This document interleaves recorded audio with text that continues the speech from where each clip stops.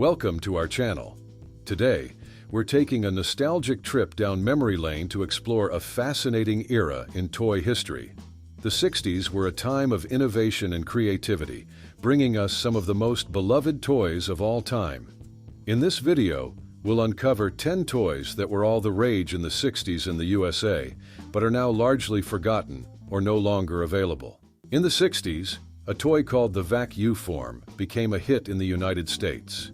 This innovative toy, created by Mattel, allowed kids to mold their own plastic creations at home. The Vac-U-Form used heat and vacuum to shape thin sheets of plastic into various forms. Kids would place a plastic sheet in the machine, which then heated it until it was soft. They would then pull down a handle to create a vacuum, pressing the soft plastic onto a mold. This process could produce cars, boats, animals, and other fun shapes. Mattel was a dominant name in the toy industry at the time, known for iconic products like Barbie and Hot Wheels. The Vac-U-Form fit perfectly into their lineup, offering something unique and interactive. It was marketed as a toy factory for kids, emphasizing its ability to turn ideas into tangible objects.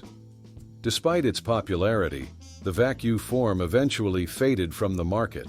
Safety concerns were one issue. The machine used heat, which posed a risk of burns. Additionally, the rise of new, more sophisticated toys and games in the 70s and 80s overshadowed the Vac-U-Form. This is Major Matt Mason, Mattel's Man in Space. Major Matt Mason was a popular action figure in the United States during the 60s. Introduced by Mattel in 1966, this toy quickly became a favorite among children fascinated by space exploration. Major Matt Mason was a representation of an astronaut, fitting perfectly with the space race fervor of the time. The toy line was set in the futuristic year of 1980 and included a variety of characters, vehicles, and accessories. Major Matt Mason was dressed in a white spacesuit, complete with a helmet, which made him look like the astronauts of NASA's Apollo missions. Mattel, a leading toy company, created Major Matt Mason with bendable limbs, making the figure more posable than many other toys of the era. This feature, combined with a wide range of space-themed accessories like the space crawler and the moon suit, allowed children to immerse themselves in their own space adventures. The toy line also included other astronauts like Sergeant Storm and Lieutenant Jeff Long, adding to the diversity and appeal of the playsets. The United States was deeply invested in the space race, with NASA making significant strides toward landing a man on the moon. This national interest in space exploration translated into a demand for space-themed toys, and Major Matt Mason fit this niche perfectly. Creepy crawlers, Thingmaker 2. In about an hour, you can make one. In the 60s, the Mattel Thingmaker, popularly known as Creepy Crawlers, became a hit toy in the United States. This toy allowed kids to create their own rubbery bugs and critters using a combination of plastic molds and a small, electrically heated oven. The Thingmaker set came with metal molds shaped like insects, spiders, and other creatures. Kids would pour a liquid plastic substance called Plastigoop into the molds. Once filled, the molds were placed into the heating unit, which cooked the Plastigoop into solid, rubbery shapes. After cooling, the finished creepy crawlers were ready to be popped out and played with. The set allowed them to make and collect a variety of creepy, squishy insects. The kits expanded to include various themes like Creeple People, funny little people, and mini dragons, giving children even more options for creativity. However, the Thingmaker had its issues. The heating unit, which reached high temperatures, posed a safety risk. Burns were a common complaint among parents, leading to growing concerns about the toy's safety. As consumer safety regulations became stricter in the 70s, products like the Thingmaker faced more scrutiny. A 1, a 2, a 3, 4, 5, a 6. 6! Surprise! It's Sixfinger! It looks like a finger, but watch him. Produced by the Topper Corporation, Sixfinger was an intriguing gadget designed to look like an extra finger. It was made from plastic and could be strapped onto a child's hand, blending in with their other fingers. This nifty toy wasn't just for show. It had several functional features. It included a secret compartment, a hidden message launcher, a cap firing mechanism, and even a pen. The idea was to give kids a feeling of being a secret agent or a spy, much like the popular characters in TV shows and movies of that era. Topper Corporation, known for its innovative approach to toys, aimed to make Sixfinger stand out in a market flooded with action figures and dolls. The toy capitalized on the spy craze of the 60s, driven by the popularity of James Bond films and TV shows, like The Man from UNCLE.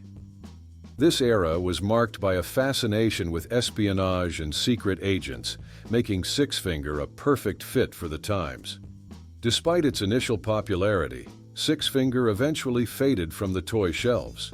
Moreover, safety standards for toys began to tighten in the late 60s and early 70s.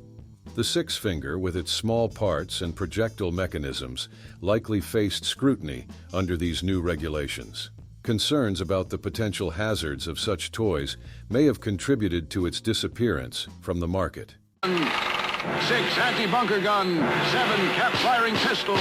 There's no other gun like it, to be sure. Look for Johnny 7 OMA, the one-man army by Topper. Released in 1964 by Deluxe Reading under the Topper Toys brand, the Johnny 7 one-man army was the dream of many young boys.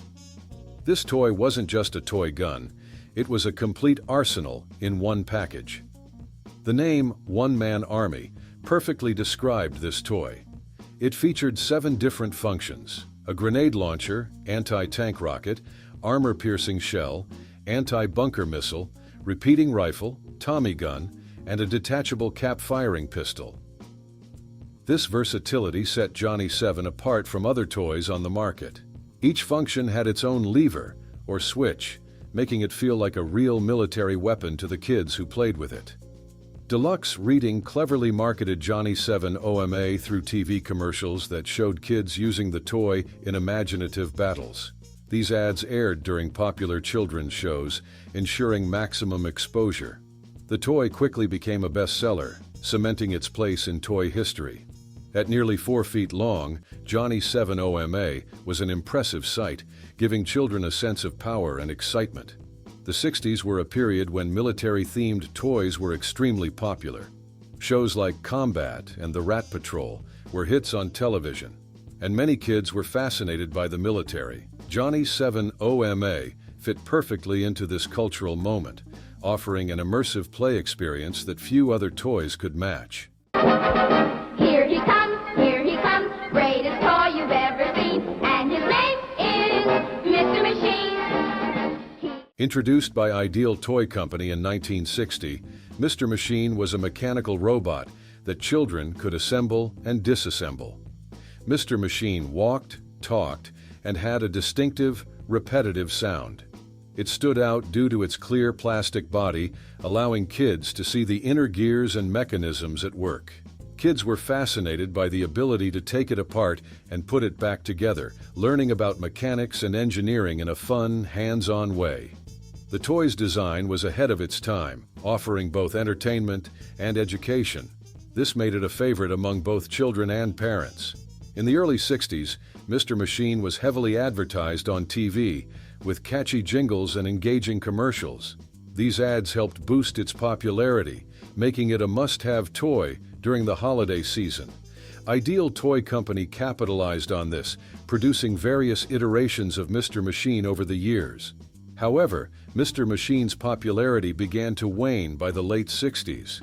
The rise of electronic toys and changing consumer preferences played a significant role in this decline. Newer toys that incorporated advanced technology, such as the introduction of video games and action figures, started to dominate the market. The mechanical simplicity of Mr. Machine couldn't compete with these innovative products.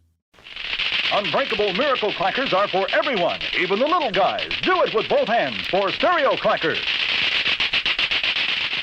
In the 60s, a simple toy called Klakers became a huge hit among kids and teenagers in the United States. Klakers, also known as click-clacks, or knockers, were essentially 2 hard balls attached to a string. The idea was to swing them up and down so that they would hit each other, creating a loud clacking noise. This toy, though simple in design, captivated young audiences across the country. Klakers came in various colors and were often made of acrylic or glass.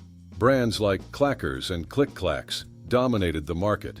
The toy was not only entertaining, but also quite mesmerizing as players tried to master the perfect rhythm to make the loudest noise. However, the rise of Klakers wasn't without controversy. By the early 70s, reports started to emerge about injuries caused by the toy. The hard balls could shatter upon impact, sending sharp fragments flying. This led to a significant number of accidents, with children getting hurt from the broken pieces. As a result, Klakers faced scrutiny from parents and safety regulators. The Consumer Product Safety Commission, CPSC, established in the early 70s, began to investigate these safety concerns. By the mid-70s, Klakers were deemed unsafe, leading to a ban on their sale in the United States. New little Kiddles in bracelets, or rings, or pins. Little Kiddles were a popular toy line introduced by Mattel in the 60s. These tiny dolls, about 3 inches tall, captured the hearts of children across the United States. Little Kiddles came in various themes and sets, making them versatile and appealing to a wide audience. Their small size and detailed features made them unique compared to other dolls on the market. Each Kiddle had its own personality, clothes, and accessories, adding to their charm.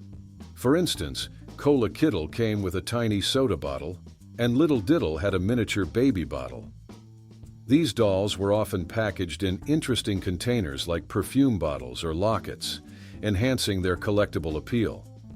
Mattel, the company behind Barbie, strategically marketed Little Kiddles to younger children, focusing on their portability and cute designs. They were affordable, making them accessible to a broad range of families. The dolls were sold in toy stores and featured in popular catalogs like Sears and Montgomery Ward. Television commercials and magazine ads further boosted their popularity, showcasing the dolls in imaginative scenarios. By the early 70s, the popularity of Little Kiddles began to wane. Changes in toy trends, the emergence of new competitors, and shifts in children's interests contributed to their decline. Mattel eventually discontinued the line. Made by Wemo, or it's not a Super Bowl. Super Bowl. Now at stores everywhere. More fun from Wemo. Invented in 1964 by chemist Norman Stingley, the Super Ball was made from a remarkable new material called Zectron. This synthetic rubber gave the Super Ball its unique bounciness, allowing it to rebound up to 92% of the height from which it was dropped. Wham-O, the company behind other iconic toys like the Frisbee and the hula hoop, saw the potential in Stingley's creation and quickly brought the Super Ball to market. At its peak, Wham-O was producing over 170,000 Super Balls a day. The toy's appeal lay in its simplicity and the sheer fun of seeing how high it could bounce. It was also affordable, making it accessible to a wide audience. The Super Ball's fame even extended to pop culture. It inspired the name of the Super Bowl, thanks to Lamar Hunt, founder of the American Football League, who was fascinated by the toy's superlative qualities. Schools and community centers often used the balls for games and activities, taking advantage of their unique properties. The Super Ball's physics-defying bounce was more than just a toy. It was a small marvel of engineering and materials science. The durability of the Super Ball, while initially a selling point, also meant that once you had one, there was little need to buy another. Wham-O attempted to introduce variations and new designs, but none captured the public's imagination in the same way. Have some fun in the dark. Give a show. Kenner Products, a company founded in 1947 in Cincinnati, Ohio, introduced the Give a Show projector in 1959. This toy was designed to bring the magic of slide shows into the home. The concept was straightforward. Children could insert film strips into the projector and shine them on a wall to display colorful images. It was an early and affordable way for kids to enjoy visual storytelling, long before the advent of home video systems. The projector came with a variety of film strips featuring beloved characters from popular cartoons and comics. Brands like Hanna-Barbera, Looney Tunes, and later even Star Wars provided content for these strips. Each set included multiple slides, allowing kids to create mini-shows for their friends and family. The Give-A-Show projector didn't require complicated setup or expensive components, making it accessible to many families. Throughout the 60s, the Give-A-Show projector was a hit. Kenner continued to release new film strips, keeping the content fresh and relevant. The projector also became a nostalgic item for parents who remembered their own experiences with similar toys.